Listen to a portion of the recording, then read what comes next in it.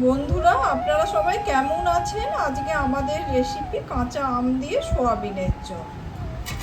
কাঁচা আমটাকে খোসা ছাড়িয়ে নিয়েছি, এবার গ্রেট করে নিচ্ছি।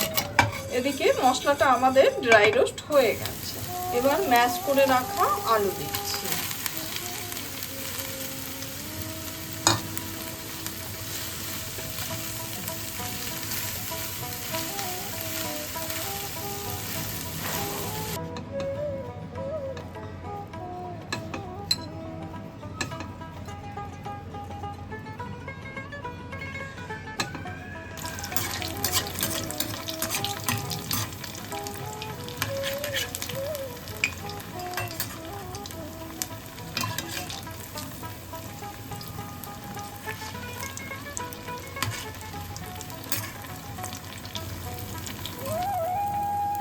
একটা চপ আপনাদের ভেঙে দেখিয়ে দিচ্ছি, এই দেখুন।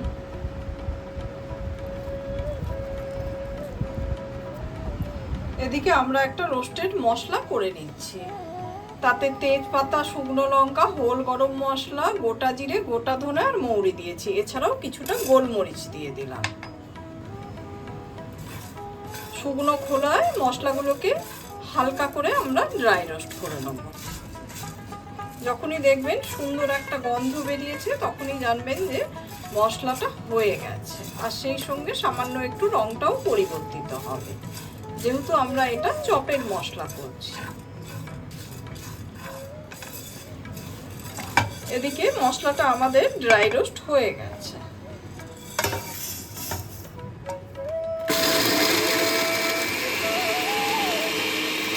একটা বাটিতে সেদ্ধ করা সয়াবিন নিয়ে নিয়েছি। সয়াবিনটাকে ভালোভাবে ধুয়ে নিয়েছি। এবার হাতের সাহায্যে একটু প্রেস দিলেই এগুলো কিন্তু 2-3 টুকরো হয়ে যাবে। ঠিক এইভাবে এটাকে আমরা একটু থেতো করে নেবো হাতের সাহায্যে। কাঁচা আমটাকে খোসা ছাড়িয়ে নিয়েছি, এবার গ্রেট করে নিচ্ছি।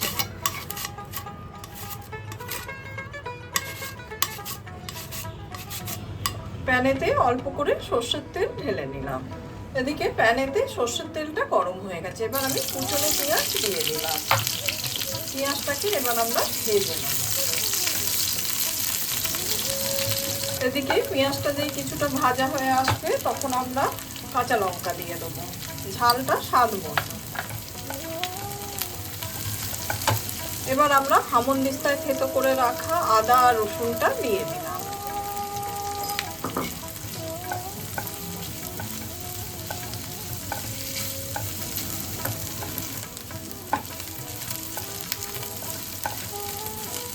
এবার আমরা সোয়াবিনটা যে হাতে করে থেতো করে রেখেছি সেইটা দিয়ে দিচ্ছি।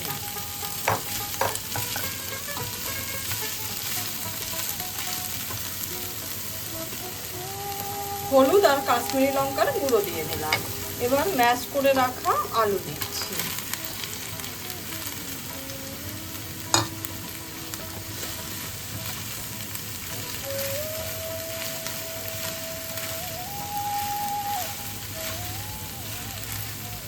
এবার আমরা গ্রেট করে রাখা কাঁচা আম দেওয়া হয়ে গেছে। এবার পরিমাণ মতো নুন দিয়ে দিচ্ছি। নুনটা অবশ্যই স্বাদ মতো দেবে।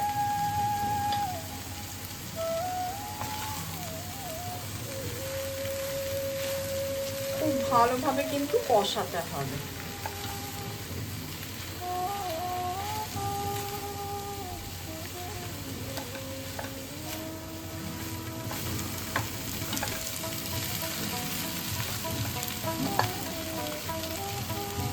এবার আমরা রোস্টেড মশলা দিয়ে দিচ্ছি।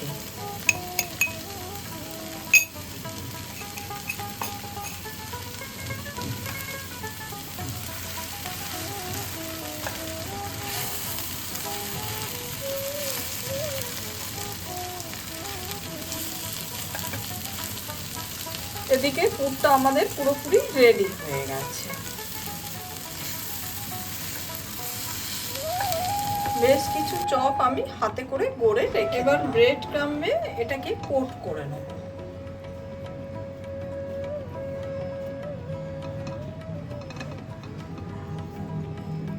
খুবই সহজ।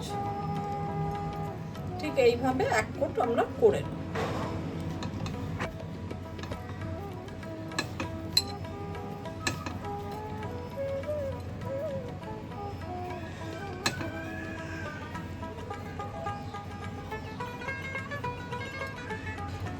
এদিকে আমরা উষ্ণ গরম জলে কর্নফ্লাওয়ারের একটা ব্যাটার বানিয়ে রেখে দিয়েছি, তাতে এবার এই চপটাকে কোট করে নেব। আপনি ইচ্ছে করলে ডিম দিয়েও করতে পারেন, যেহেতু আমরা ভেজ করছি তাই জন্য এটা এইভাবে করলাম। এবার এটাকে আমরা ব্রেড ক্রাম্বে দিয়ে দেবো।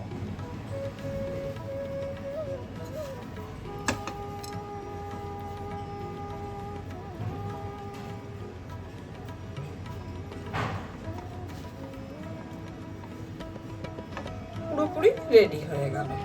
এদিকে বেশ কিছু চপ আমার গড়া হয়ে গেছে।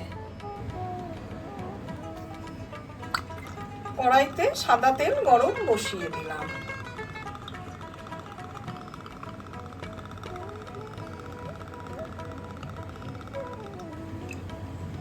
এদিকে কড়াইতে তেলটা গরম হয়ে গেছে।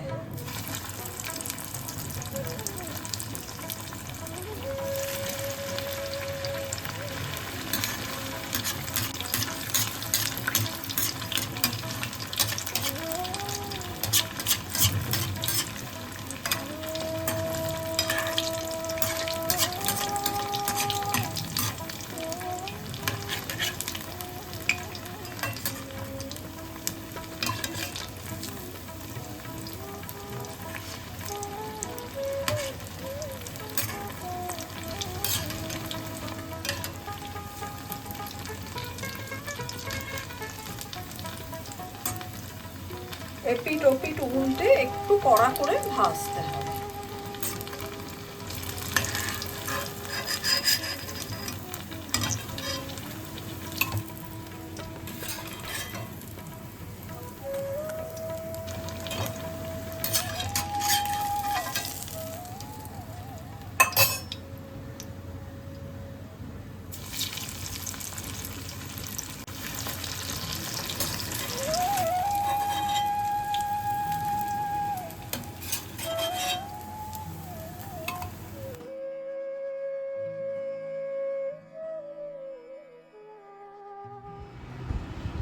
আমার এই রেসিপিটা যদি ভালো লাগে লাইক, শেয়ার, কমেন্ট আর সাবস্ক্রাইব করতে ভুলবেন না আমার চ্যানেলটা।